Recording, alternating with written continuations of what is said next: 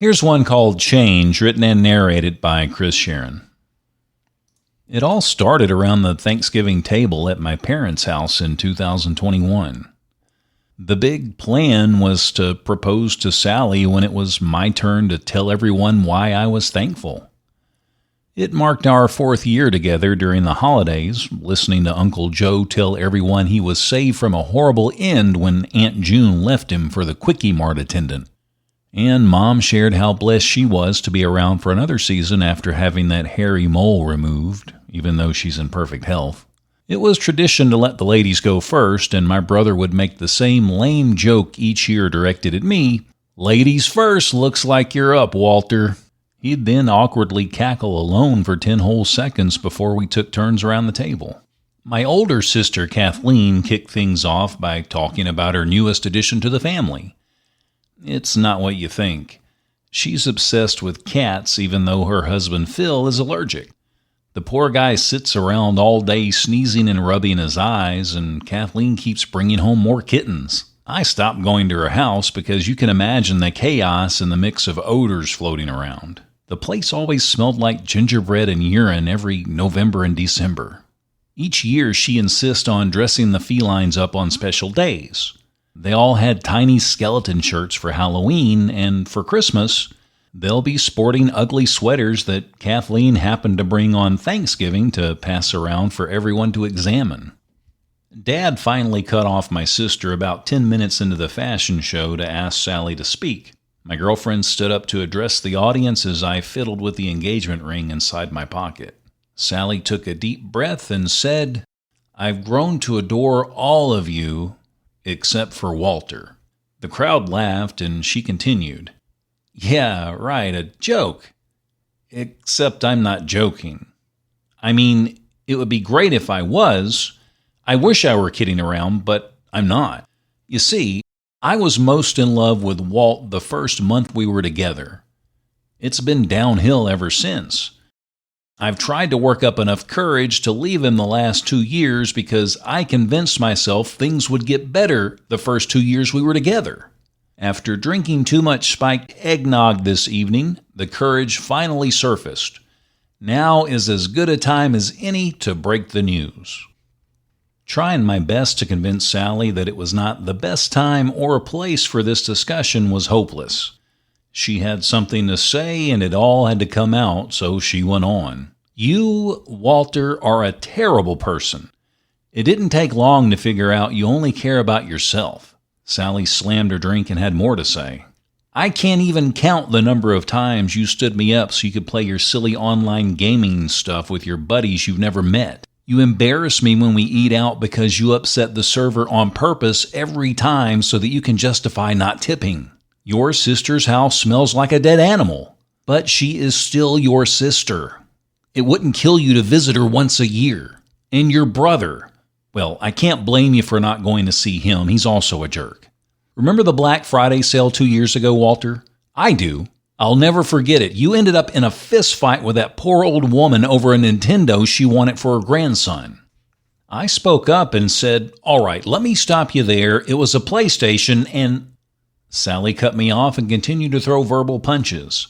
"I don't care what it was. By the way, that old woman would have kicked you around real good if she hadn't tripped over the random car seat on the floor. She had you up until she fell.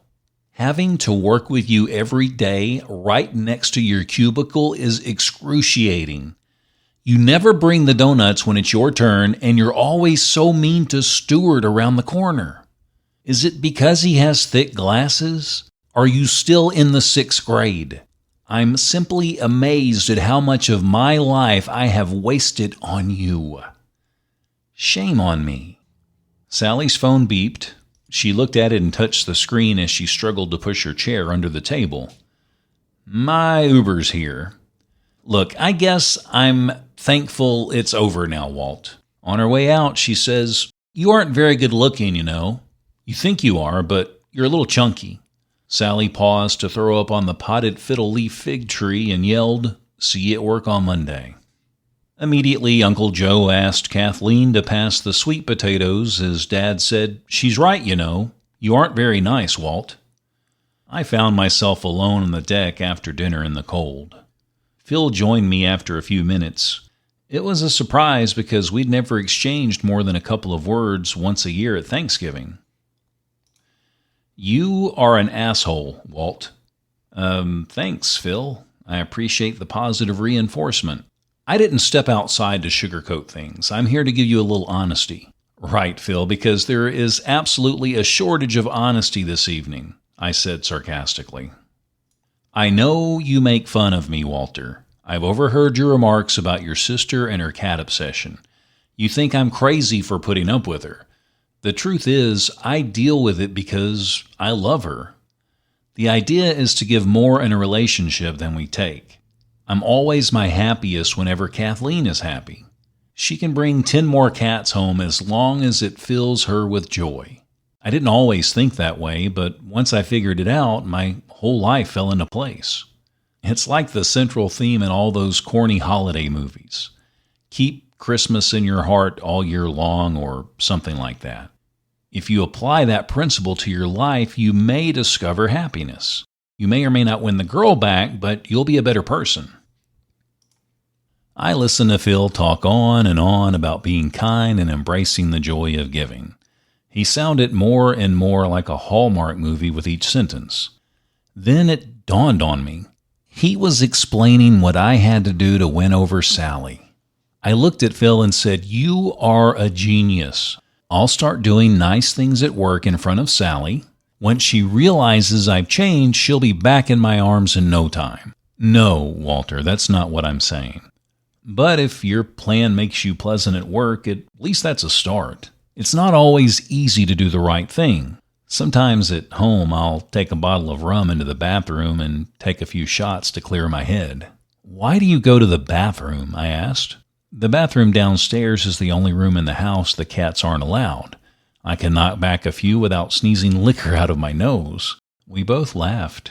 It was the first time I'd connected with anyone in years. After taking everything Phil said to heart, I decided to put my plan into motion at work first thing. On the way in, I stopped for donuts. I ordered 2 dozen daily ahead of time to make up for all the days I missed. Everyone was a little shocked at first, but soon I got high fives from my coworkers when I walked in the door. Stuart became my regular lunch date. He was hesitant at first because he figured I would ambush him over tacos with some joke about how he looked like Scrat from Ice Age. It turns out Stuart had some mad skills in Call of Duty, so Wednesday night became our game night. He stood up for me when I volunteered to play Santa at the office party, and no one else wanted me to do it. I even convinced everyone to chip in and donate to the local soup kitchen instead of exchanging gifts. I was winning everyone over at work, except for Sally. She barely looked at me. My portrayal of the jolly fat man was on point. I have to say I was feeling pretty good about everything for once. The party was going great until Sally showed up with her date. It was some guy she met in the elevator who worked 2 floors above us. They were holding hands and being overly flirtatious the entire time. It drove me nuts. As soon as Mr. Marvelous took a potty break, I confronted Sally. "It didn't take you very long, did it? Walter, I'm happy. I've been meaning to speak with you. You have more to say. I think you said enough over Thanksgiving." "No, Walter, you need to stop." "Stop what?" I asked. "Stop trying to impress or win me back or whatever it is you're trying to do. I moved on, and the best thing you can do is let me go." Sally walked away, and I felt emptier than ever. A few days later, I found myself at Kathleen's house. After visiting with my sister, I decided to sneak off with Phil to his favorite spot, the downstairs bathroom. Once I grabbed the bottle of rum from the kitchen, I asked Phil to follow me. We were a little cramped. I sat on the sink and Phil took a seat on the toilet. I shook my head and explained to Phil that his plan didn't work. He reminded me that he only planted a seed of direction and never told me to go after Sally. "Walter, let me ask you a question." "I'm all ears, Phil." "Why did you come to our home today?" "I missed my sister. I was a little depressed and wanted to be around family." That sounds nothing like the Walt I know.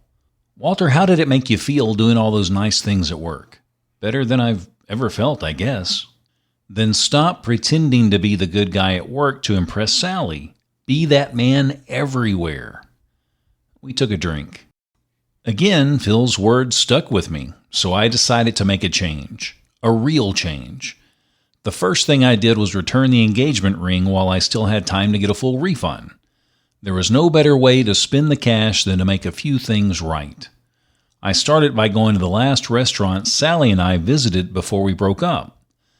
The server reluctantly came to my table to take my order for a cup of coffee. After finishing the drink, I left her a $100 tip. My chest filled with emotion when I made my way out before the employee even realized what I'd done. It felt so wonderful that I visited every establishment until I completed my quest. Before I knew it, I volunteered at community events and even convinced Phil and Stuart to tag along a few times. Finally, I stopped pretending to be the good guy and actually became that guy. My friends stopped looking at me as a person struggling to change and forgot all about the old me. I never forgot the old me. It keeps me in check. This year, we sat around the table at Thanksgiving as I reflected on my life over the past few months. My brother made the same wisecrack. Uncle Joe expressed how he was better off without Aunt June. Mom mentioned the mole, and I thought about my love for Sally. She and Mr. Marvelous are getting married next year, and I'm happy for them. When I returned the ring, I didn't realize it, but it was the best way to express my love for Sally. I let her go. Sure, I did it for her, but I also did it for myself. I proved I could finally put someone else first, which started a landslide. Oh, it looks like my turn to speak. This year, I'm thankful for all of you. I'm grateful to have a family who loves me even when I don't love them back. I'm glad Sally ruined Thanksgiving last year. Not at the time, but I'm happy now. Who knows when I'll discover the right gal for me, but if I do, she'll never doubt my love because she'll come before everything else. If I never find her, that's okay too. For now, I'll keep Christmas in my heart all year and do my best. Something hit me like a train when I glanced up at Phil during dessert. Life isn't like the movies where we get a visit from our guardian angel when we jump off a bridge trying to kill ourselves. God tends to work through people we encounter in passing or even family. It could be one or two words or even a smile on a bad day. For me, it was Phil stepping out on the deck in the cold with me last year. It's doubtful that he sees himself as an angel, but I do. Hopefully we'll all get the chance to be someone's angel one day. Anyway, I have to go figure out how to track down some older woman who almost beat me up one year.